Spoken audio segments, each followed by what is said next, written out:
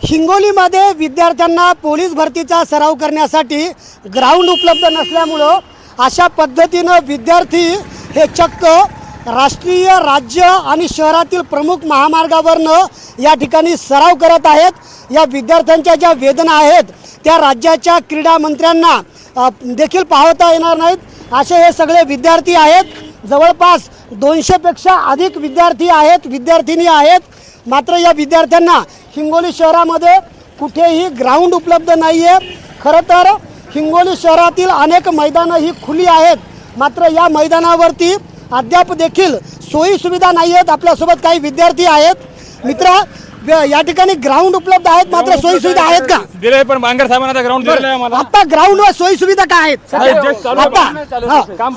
पण आता तुम्ही रेल्वे या उडाव पुलावरनं प्रवास करत आहात, अपघात घडेल का एखादा? नाही अपघात घडला आहे।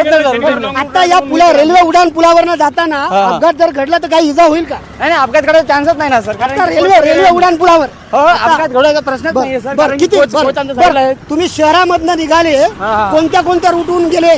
आम्ही झेडपी मैदानाहून गेलो, खटकाळी बायपास गारमाल रोड आणि इकडून रिसाल्या नाक्याहून परत झेडपी मैदानावर। मग आता हे गारमाल रोड जे आहे तो राज्य मार्ग आहे, तिथे काय घटना घडू शकते का एखाद्या वेळेस? सध्या तरी नाही ना त्याच्यावर, कारण की हे नवीन महामार्ग झाल्यामुळे सरकारला विनंती काय? सरकारला विनंती नाही, प्रमुख दिलेले सरकारला विनंती काय? राज्याच्या मुख्यमंत्र्यांना विनंती काय? राज्याचे मुख्यमंत्री काय करतील सर? स्थानिक पातळीवर प्रश्न आहे तो। स्थानिक पातळीवरचा प्रश्न आहे। हिंगोली शहरातली ही अतिशय दयनीय अवस्था होती।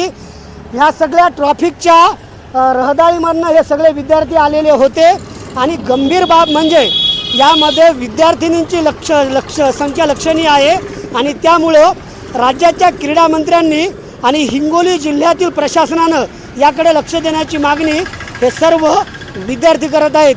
संदीप नागरे, साम टीव्ही न्यूज, हिंगोली। देश विदेशातील प्रत्येक घडामोडींचे लाईव्ह अपडेट मिळवण्यासाठी आता साम टीव्हीच्या सर्व सोशल मीडिया प्लॅटफॉर्मला लाईक, फॉलो आणि सबस्क्राईब करा। तसंच सर्व नोटिफिकेशनसाठी बेल आयकॉन प्रेस करायला विसरू नका।